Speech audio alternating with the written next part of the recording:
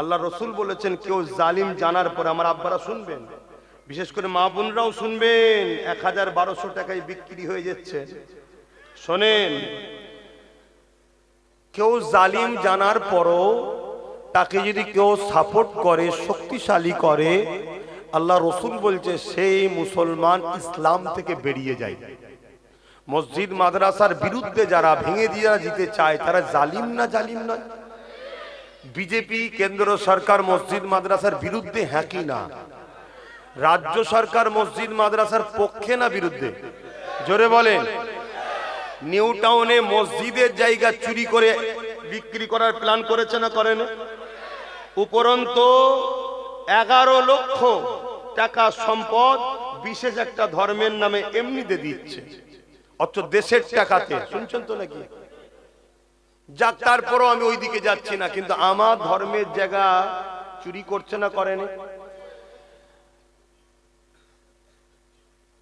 এই যে রাজ্য সরকার দুর্গাপুরে বোল্ডুজার দিয়ে মাদ্রাসা ভেঙেছে না ভাঙেনি?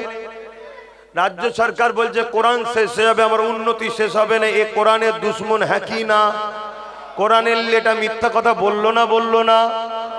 যারা কোরআন দিন ইসলামের দুশ্মন, তাদেরকে কেউ যদি তারা যে করছে এটা জালিম না জালিম নয়? রসুল বললেন জালিম জানার পরে তাকেও যদি কেউ শক্তিশালী করে, সাথ দেয়, ভোট দেওয়াটা শক্তিশালী করার জন্য দেওয়া হয় না হারাবার জন্য।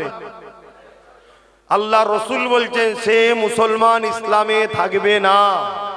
তাই যেমন বিজেপিকে সাপোর্ট করা চলবে না, রাজ্য সরকারকেও সাপোর্ট করলে ইসলামে থাকতে।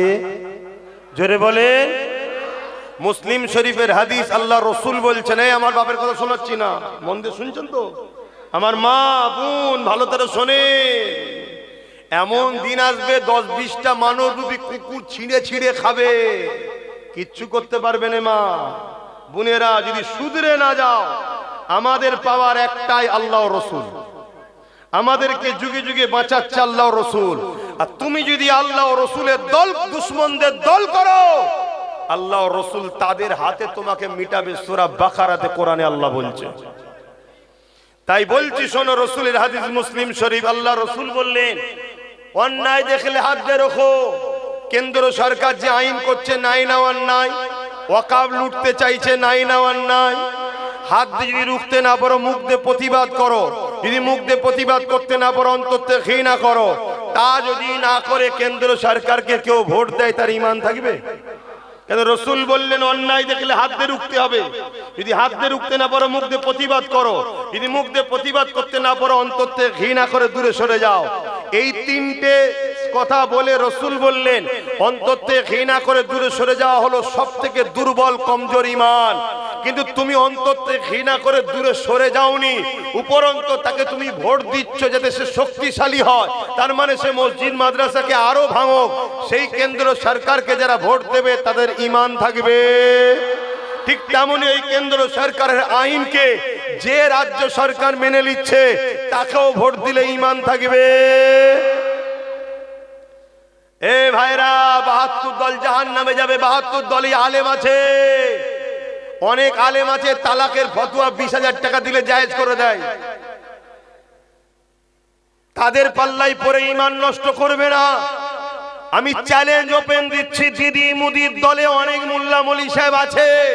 যেমন ব্রিটিশরা একদল আলেমকে আন্দামান সেলুলার জেলের মধ্যে রেখে কালা পানির সাজা খাটিয়েছে, আবার ওই ব্রিটিশরা ভারতের একদল আলেমকে মাসে মাসিক ভাতাও দিত, মাইনে দিত। তাহলে আলেম দুই ধরনের হলো না? হলো না? আজকে দুই ধরনের আলেম আছে। একদল আলেম আছে জালিম শাসকের জুলুমকে শরিয়াতের দৃষ্টিকোণের নামে মিথ্যা ফতোয়া দিয়ে সমাজের মানুষকে জালিম আলেমের দিকে নিয়ে যাবার জন্য চেষ্টা করে। তাদেরকে সরকার মাসে মাসে ভাতা মাইনে দেয়। আর একদল আলেম আছে যারা ব্রিটিশের সময়তে মার খেয়েছে। আজকেও একদল আলেম আছে আজকের ব্রিটিশদের বিরুদ্ধে লড়াই করে তারা মার খেতে রাজি আছে, কিন্তু আমিন আল লালের দিনকে শেষ হতে দেবে না। এখন বলো, দালাল উলামাদের সাথে থাকবে, না নবীর দ্বীনের পক্ষে যারা গোলামি করে নবীর দ্বীনের দুশমনদের সঙ্গে লড়াইয়ের কথা বলে সেই উলামাদের পক্ষে থাকবে? এটা ডিসাইড করা তোমাদের দরকার আছে না নাই? আল্লাহ নবী বললেন জমিনের উপরে আসমানের নিচে আখেরি জামানায় সবথেকে নিকৃষ্ট হবে উলামারা। এখন বলো জালিম শাসকদের পক্ষে দালাল উলামাদের সাথে থাকবে তোমরা? তাহলে নবীর দ্বীন বাঁচাবার জন্য এই জালিম হুকুমতদের বিরুদ্ধে যারা লড়াই করছে তাদের সাথে কারা থাকতে চাও? হাত তুলে দেখাও। হাত লম্বা করে তুলবে, তুলে রাখবে। হাত লম্বা করে তুলে রাখো। ডায়ে বাঁয়ে দেখো, পাশে দেখো, কেউ তুলতে বাকি আছে কি? তুলতে বাকি আছে কি দেখো। কেন আমাদের মধ্যেও গাদ্দার ঢুকে থাকে রে বাবা, কথা বুঝে আসছে? দেখো কেউ নেই তো, যদি থাকে তার সঙ্গে ঝগড়া করবে না, শুধু চিনে নেবে যে এর গুড়াতে গন্ডগোল আছে। এর কোথা গন্ডগোল? গোড়াই। কেন মুসলমানের বেটা যত খারাপই হোক, যত গুনাহ করে ফেলুক, যত বদমাইশি হোক, কমসে কম দ্বীনের ক্ষতি করতে পারে না। কথা মাথায় শুকছে? এটা মনে থাকবে। এই কথাটা আমি বলার দরুন আবার একটা বয়স্ক আলেমের অজকে কেটে আমার সঙ্গে সেটিং করেছে। তিনি নাকি বলছে দেওয়া যাবে। তিনি কবে বলেছিল দেওয়া যাবে? যখন এই জালিম বলেছিল 10,000 মাদ্রাসা দেবো। এই বিশ্বাসঘাতক যখন বলেছিল আমি থাকতে মুসলমানদের চিন্তা নেই, তখন বলেছিল দেওয়া যাবে।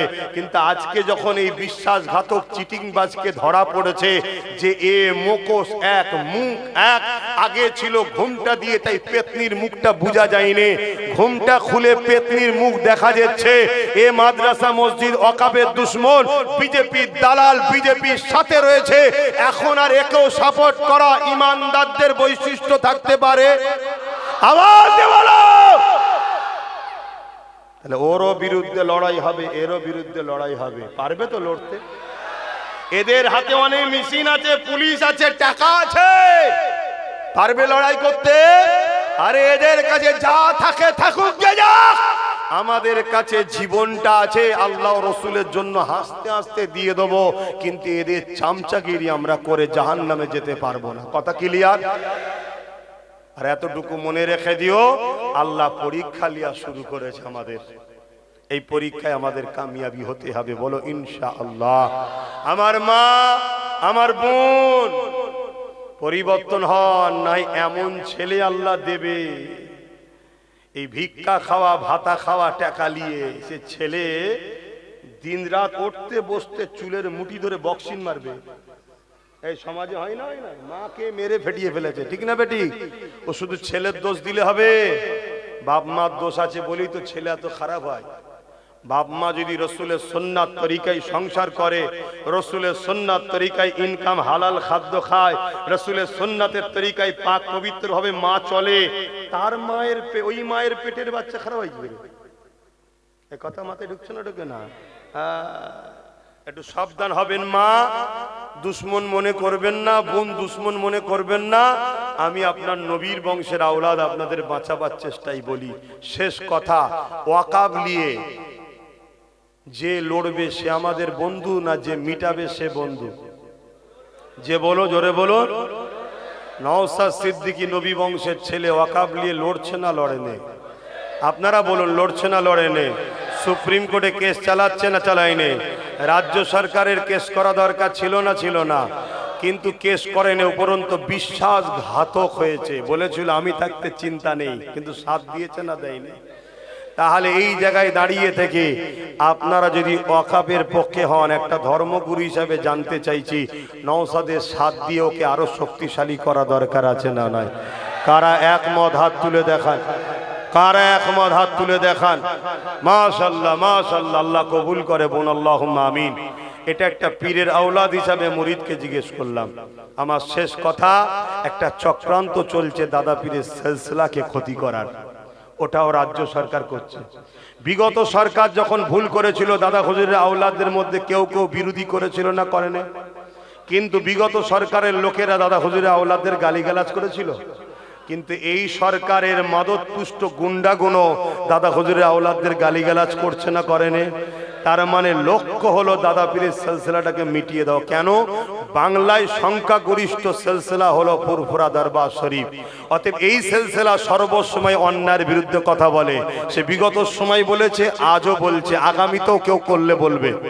কেন? অন্যায়ের বিরোধী করা নবীর সুন্নাত। হাক্কানি উলামাদের প্রমাণ হলো নবীর পক্ষে ডাকবে আর জালিমদের বিরুদ্ধে লড়াই করবে, এটা হলো হক উলামার বৈশিষ্ট্য। জোরে বলুন সুবহানাল্লাহ। যে উলামা জালিমের সঙ্গে মেশে ও উলামা নয়, ও মুনাফিক। শুনছেন তো নাকি? আরে পাওয়ার দিয়ে বলে যাচ্ছি, রেকর্ড হচ্ছে। যারা যখন জালিমদের সঙ্গে মেশে উলামারা চ্যালেঞ্জ অ্যাকসেপ্ট করুক না, ব্রিগেডের মাঠে ডাক দাও, একটাই বাস হবে, একটাই লড়াই হবে, ভাই এদিক নাই ওদিক বারবার গুজোগুজি করার সময় নেই। যা হবে ফাইসাল্লাহ একদিনে পুরো দুনিয়া জেনে যাবে কে হক আর কে না হক। আজকে আমার মসজিদের হয়ে কথা বলবি না, মাদ্রাসার হয়ে কথা বলবি না, তুই বেঈমান নেতাদের জন্য কথা বলবি?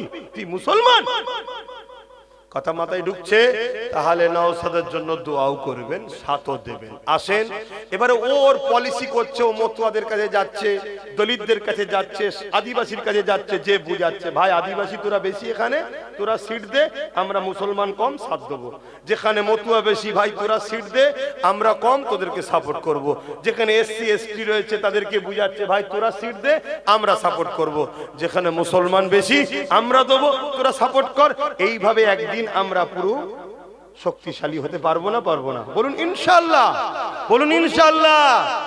আজকে যদি কেউ একজন দুজন গাদ্দারি করলো বলে বাকিগুলো যদি ঝিমিয়ে যেত, জলসা হতো? তাহলে চেষ্টা করলে হয় না? হয় না? আজকে হয়েছে আবার চেষ্টা। এই কিছুদিন, গত কদিন আগে এক জায়গায় গেছিলাম, জলসা শুনতে গেছিল বলে মেরেছিল।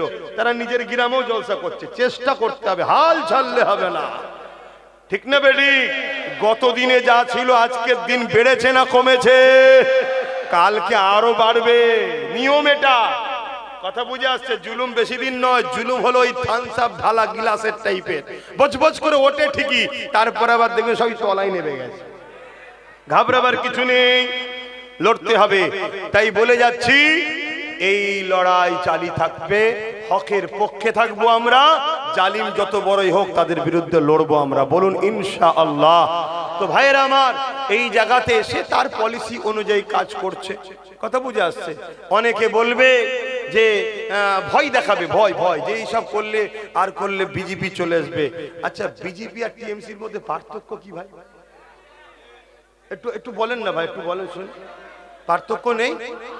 পার্থক্য আছে, পার্থক্য আছে। আপনারা জানেন না, পার্থক্য আছে, একটু পার্থক্য আছে। টাকা রিপিট উপিট আমিও জানি, কিন্তু দুপিটে তো আর এক লিখা থাকে না, দুপিটে এক ফটো থাকে না, একটু ইদিক উদিক আছে। সেই ইদিক উদিকটা কি? বিজেপিকে দুশ্মন চিনা যায় আর একে চিনা যায় না। এ কখনো চাষি সাজে, আবার কখনো ডেইনি সাজে। কথা বুঝে আসছে না?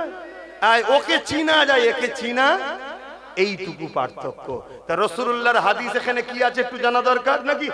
আল্লাহর নবী বলছেন, আমার বড় ভয় হয়, আমার বড় ভয় হয়, আমার উম্মতকে প্রকাশ্য দুশমনরা মিটাতে পারবে না। আমার ভয় হয় আমার উম্মতরা মুনাফিক ছদ্মবেশী কলে কৌশলে মহব্বত দেখিয়ে আমার উম্মতকে না শেষ করে দেয়। তাহলে ও প্রকাশ্য, আরে বন্ধু সেজে এ বলেছিল না পশ্চিম বাংলায় বিজেপিকে ফন্ডে এনে লড়বো। তাহলে এই পশ্চিম বাংলায় যতটুকু বিজেপি আছে, সে শুভেন্দু হোক আর যেই হোক, এখনো বেঁচে আছে এর দয়াতে। কেন? ফন্ডে এনেছে। বাকি যা আছে সবাইকে মেরে ঘরে ঢুকিয়ে দিয়েছে। কেন? মুসলমান যাই করুক নাই করুক বিজেপির সাথে যাবে না।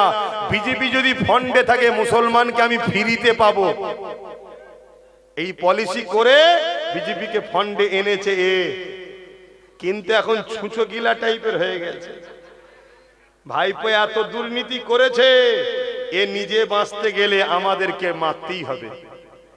দেখলেন না, ওয়াকাফ সাপোর্ট করলো, তারপরেই 32,000 চাকরি এলাও হয়ে গেল। কিছু বুঝতে পারছেন? এসব আপনাদের মাথায় ঢুকবে না, এত ডিপ বলছি না। আমি শুধু এতটুকু বলবো, ধর্মগুরু ঘরের ছেলে হিসাবে আমার ধর্মের উপরে যে আঘাত দেবে সে আমার দুশ্মন, হ্যাঁ কি না? আমার মসজিদ মাদ্রাসার উপর জাকাত দেবে আমার দুশ্মন হ্যাঁ কি না? তুই রাজনীতি করছিস, রাজনীতি করবে যা, আমি ধর্মগুরু ধর্ম করব।